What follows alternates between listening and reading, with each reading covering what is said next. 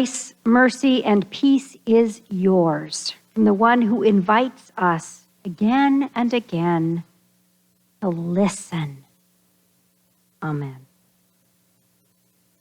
It's a parable filled with escalating violence and hostility. First, one is beaten, and another is killed, and another is stoned. And then there's round two, with another death and more beating and more stoning. But the senseless killing continues.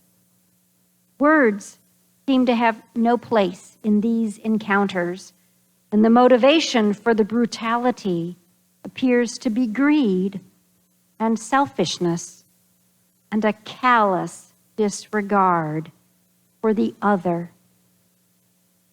We see these same motivations at work in our world today as we find ourselves living in a society filled with escalating hostility. The words directed at one another seem to be growing nastier, and we've witnessed violent actions that have been alarmingly cold and calculating and callous. The divisions are growing more intense, and I find myself wondering what the goal is for many.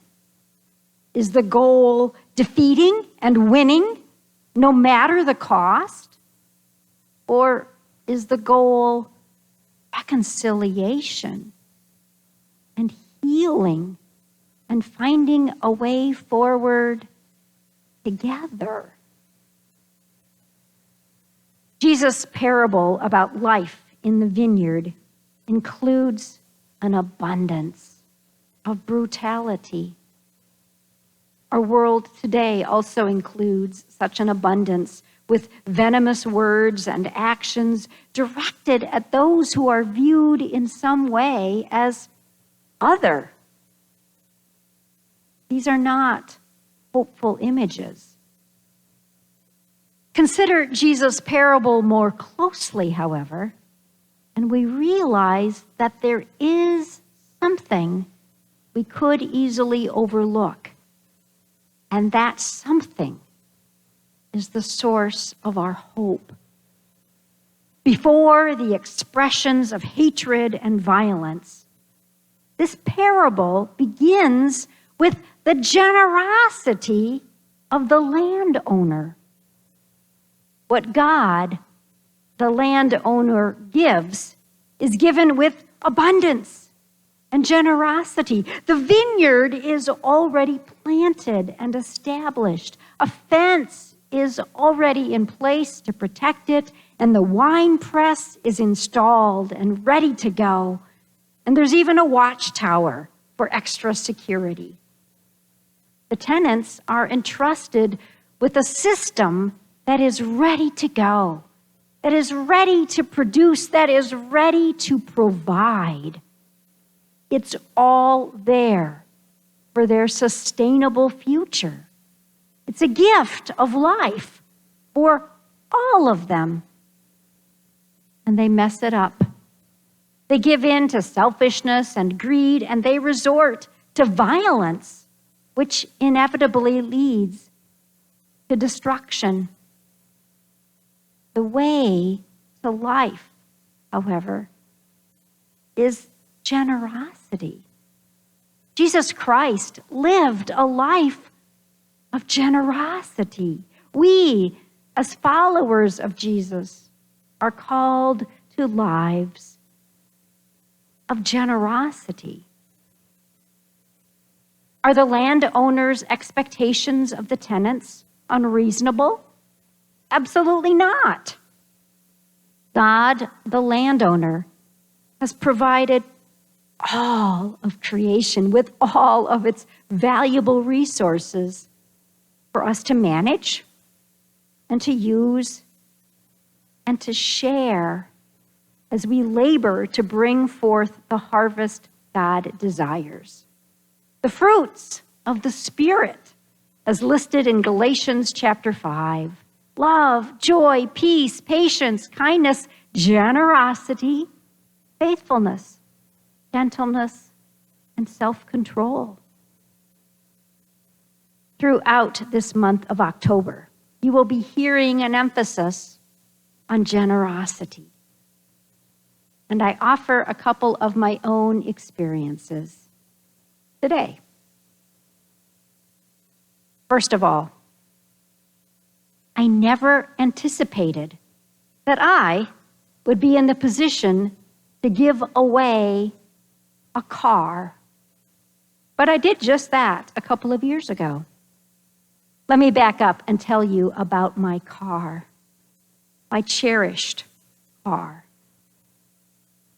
When we parted, my car had 222,656 miles on it and was still running great.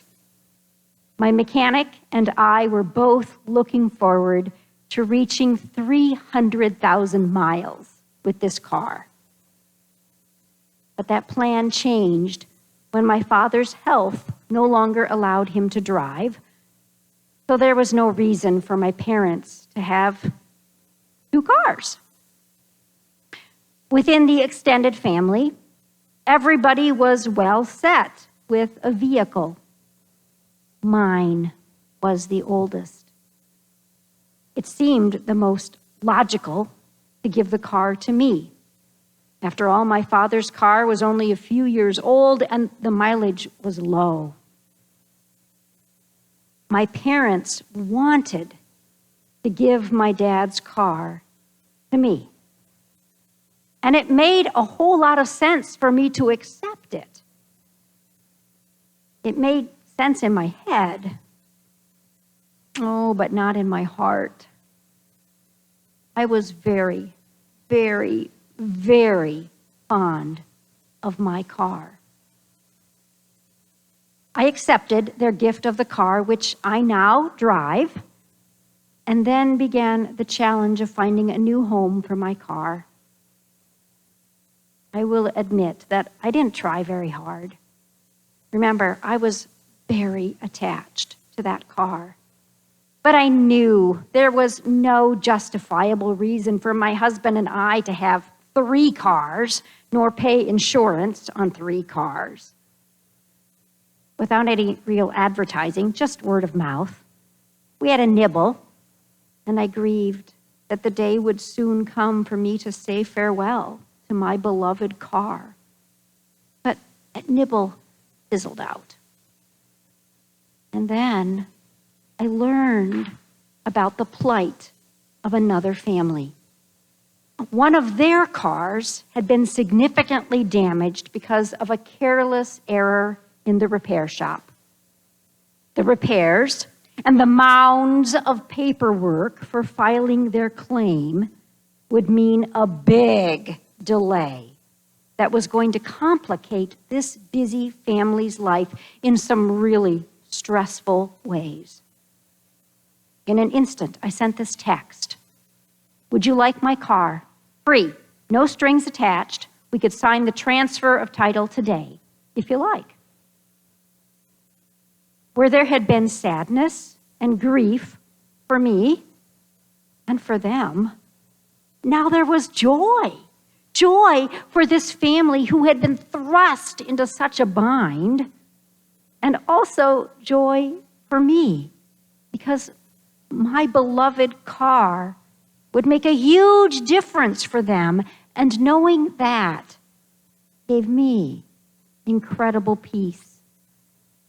Where I had been clinging to my car and my sentimental attachment to it, I was given an opportunity to open my hands in joy, to give freely and generously.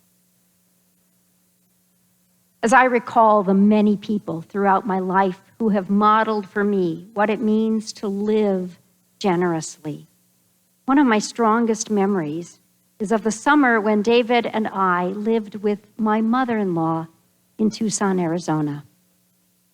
I needed to do a summer chaplaincy program, And doing it at the hospital in Tucson meant that we had housing with Mary, my mother-in-law.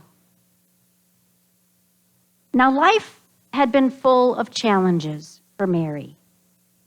Raising 3 kids as a single parent in the 1970s was especially hard. Any child support checks that came her way were few and far between. So much of her life had been about pinching pennies and making do without.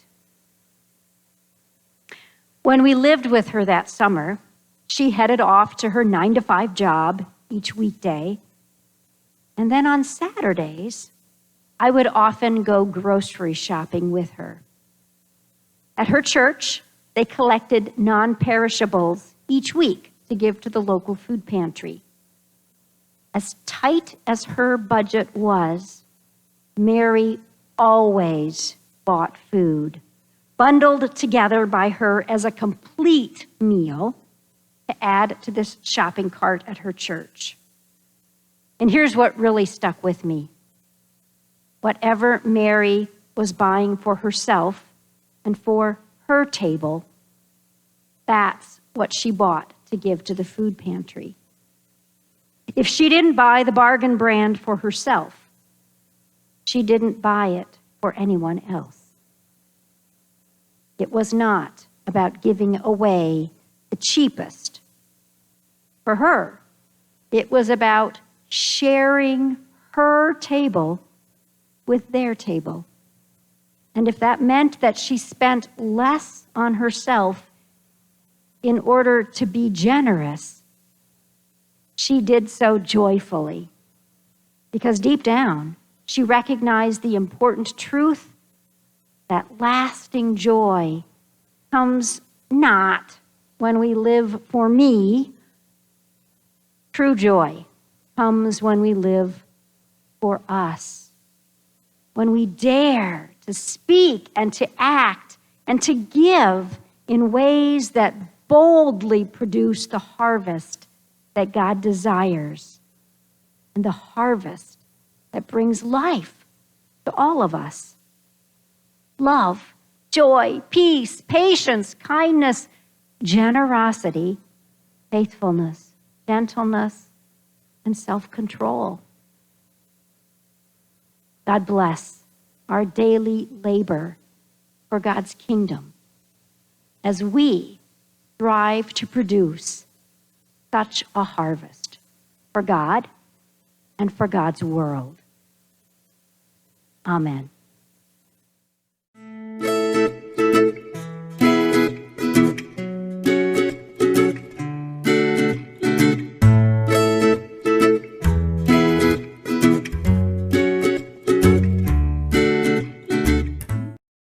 Hey, thanks for watching this video. Be sure to give us a like and even a comment. And please, please, please don't forget to subscribe to our channel.